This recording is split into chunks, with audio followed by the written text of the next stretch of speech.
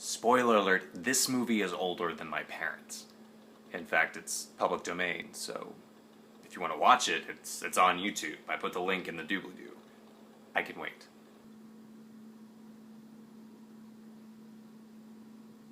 Let me start off by saying how weird it is to be discussing a movie that came out before Jaws. I mean, I've just plain never done it before in all these videos that I've made, and the whole situation has reminded me how that movie was such a groundbreaking film and really set the stage for not only every shark movie to follow, but a lot of blockbusters as well. By comparison, She Gods of Shark Reef was produced in 1956, a completely different era in cinema, by a man whose method was so low budget that he actually produced this film and then another one back-to-back in the same place in order to lower production costs. There are no mythically large shark models. There aren't any shark models at all, as far as I can tell. In fact, I'm not even sure how they filmed some of these scenes involving the shark, but that's really getting ahead of ourselves. I suppose first we have to talk about Roger Corman. I've bashed Roger Corman in the past for putting his name on crappy productions like Dino Shark or Sharktopus, reviews below, but this is the first time I've actually seen a movie of his that came out in the time where he actually made his name. Kind of.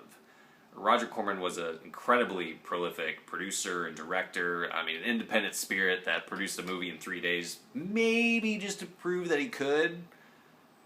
But while he was making movies in the 50s, it wasn't really until the 60s, and when he did his Poe series and all the counterculture movies like The Trip, that he really became a legendary filmmaker, making movies that you've actually heard of.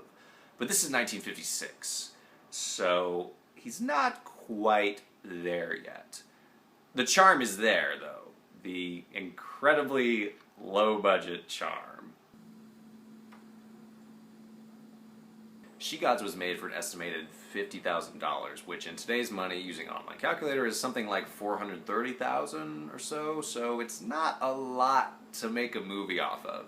Even The Asylum, which you could argue didn't fall too far from the Roger Corman learning tree, tends to make their movies for, I think, around $1 million or so, and they have CGI trickery to help them out and all that, so Roger Corman basically had enough money for 4 principal actors, some beautiful on-location shots in Hawaii, and that's about it.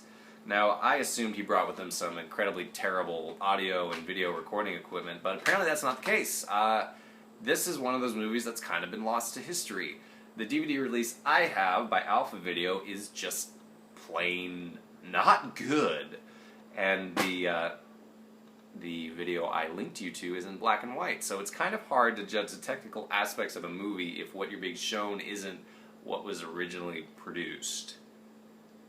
That doesn't really excuse the boom mics that are in some shots, but, you know, this is what it is. Regardless of film quality, the movie is short, simple, and essentially works. The 4 main characters are 2 brothers, one of which is nice, one of which is... he's had some trouble with the authorities. So in getting away from those trouble with the authorities, they manage to shipwreck on an island where they are rescued by Mahia, who is a very curious member of this island's tribe of female-only pearl gatherers. They are led by Pua, who is distrustful of outsiders, and the plot basically rides the interpersonal relationship between those 4 characters. Those are the only speaking characters, really. Other than that, you've got a bunch of probably local extras and some dancers. Now, the only real complaint I have about this movie's plot or its acting or anything like that is that the script kind of makes the women sound simple, in a way I would argue is casually racist. Other than that, it does a good job. I think every single person who has a speaking role in this movie is a pretty decent actor. I believe them when they speak, which I cannot say about a lot of the movies I review.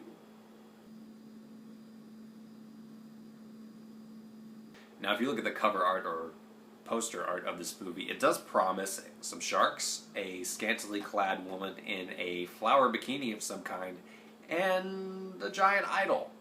Now, that scene does happen later in the movie when Mahia is sacrificed to the island god and the brothers have to save her, but its placement is a little bit misleading because it's actually the brothers that spend the vast majority of the movie just in the shortest shorts possible. And Mahia, who actually is usually more clothed than they are, and often saving them from danger. In fact, we are introduced to Mahia as a character as she jumps into the water to save Chris, the hero of the brothers, and stabs a shark that was threatening him.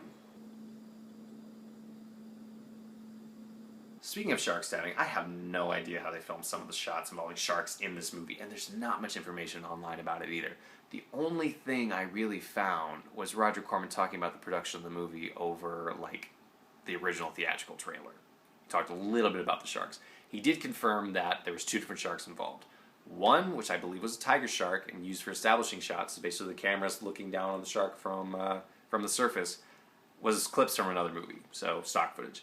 The one shark that was involved in every scene with actors, I think was a blue shark, and he just claimed it was a smaller shark they could control. So I don't know what that means. I don't really want to know what that means, but I'll tell you what I saw on screen. Mahia slices the shark and there's blood. Later on in the movie, the shark attacks the guy who's like wriggling in towards the guy's stomach, and the guy like tucks in and there's blood coming out there. How did they do that?